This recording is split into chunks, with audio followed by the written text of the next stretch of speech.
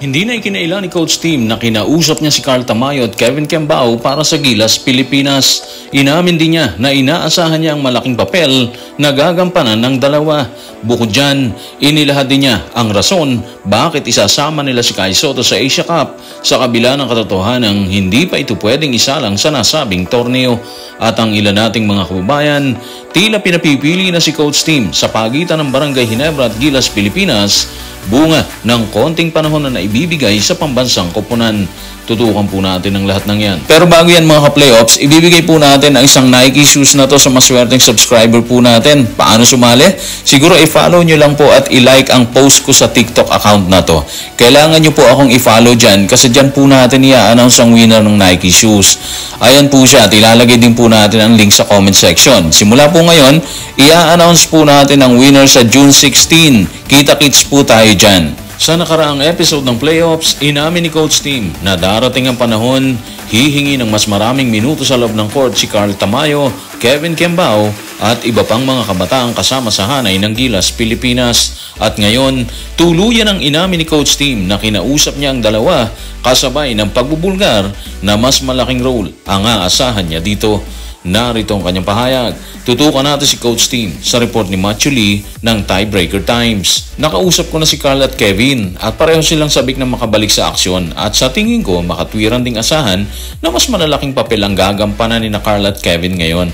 Malaki na ang kanilang inilago at ito ang benepisyo ng pagkuha sa kanila habang bata pa at hayaan silang mag-mature sa loob ng programa. So harvest time na, di ba? Sabi ni Coach Tim. Obvious naman ang pakikinabangan talaga ni Coach Tim ang dalawa, di ba?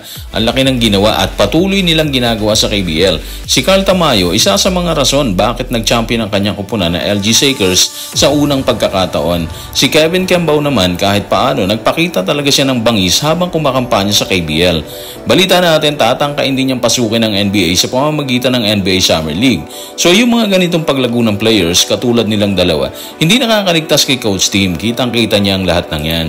At yun ang rason bakit nagbabago na ang ihip ng hangin sa kasalukuyan.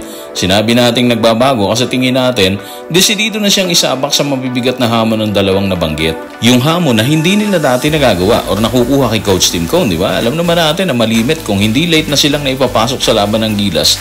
Malimit din, ilang minuto lang sila or minsan hindi pa, di ba? So dahil ibinunyag ni Coach Tim ang ganito sa media, mag-expect na rin tayo dapat na kung hindi man maging first 5 yung dalawa sa mga torneong sasalihan ng Gilas, expect natin na mas mahabang minuto at mas matinding responsibility ang ibibigay sa kanilang dalawa ni Coach Tim. Yun yung tingin natin dito. Sana tama ako, no? Sa patuloy na pahayag ni Coach Tim nang makausap ng media, tinalakay din niya ang umano'y pagsama ni Kai Sotto sa Saudi Arabia sa kabila ng katotohanang hindi pa ito makapaglalaro. Ayon sa kanya, tinatrabaho na nila ang bagay na ito sa kasalukuyan. Tanong, bakit nga ba nila isasama si Kai sa Asia Cup sa kabila ng pagkakaroon nito ng injury? Tutukan natin si Coach Tim sa report ni Jerry Ramos sa Spin. Sasama siya sa torneo kasama namin pero syempre hindi siya makakalaro or makakapag-ensayo sa panahong yon. Pero ang mahalaga, magiging bahagi pa rin siya ng koponan at napakahalaga nun. Hindi namin siya pagmamadalian or pipilitin na bumalik agad. Pero masaya kami, nasasama siya sa Jeddah. Magandang gesture yun. Nakakatulong to para mapanatili yung chemistry at ang samahan ng team. So ang sagot siguro, nakakatulong or makakatulong sa team para mapanatili ang chemistry at samahan. Sa madaling salita, mas mabuti ang ando si Kai para sa moral support. Malaking bagay kasi kung kahit meron siyang iniindang injury or habang nagpapagaling siya ng injury, nakikita pa rin siya ng buong tropa, di ba? Iba yung presensya ng isang player na may injury pero kasama pa rin siya sa hanay. Iba ang dating nun parang mas nagbibigay ng energy yun sa player. At yun ang alam natin na gusto mangyari ni Coach Tim. Gusto niyang maramdaman ng bawat isang player ng Gilas na andito tayong lahat, walang kulang, sama-sama tayo dito, ano man ang mangyari. Nakakataba ng puso yung gano'n, di ba? Motivation sa player ang tawag doon. Motivation sa panahong kulang na kulang ang kanyang grupo. Hindi lamang sa practice kundi maging sa player dahil sa injury. Kung sana buo sila or walang injury si Kai Sotto, wala silang iisipin, di ba? Sa panig naman ni Kai Sotto, ito yung nakikita niyang paraan para maibigay ng buong buo ang suporta sa kanyang team. Kahit hindi pa siya lubusang gumagaling dahil ayon sa research, 6 to 12 months ang recovery ng ganong injury. Siguro mas nagpapagaan din sa recovery ni Kai Sotto. Nakikita nating activity niya sa social media kasama yung family at ang kanyang one and only na si Rere Madrid. Uy, updated Habang kinumpirma na ni Coach Tim ang pagsama ni Kai Sotto sa Asia Cup sa kabila ng injury, tila pinapipili naman ng ilan nating kababayan ang coach ng Gilas. Ayon sa kanila, wala umanong mangyayari kung 1 week practice lang ang pambansang kupunan. Hirit nila, dapat na umanong mamili si Coach Tim kung Ginebra or Gilas ang kanyang hahawakan. Narito ang kanyang pahayag.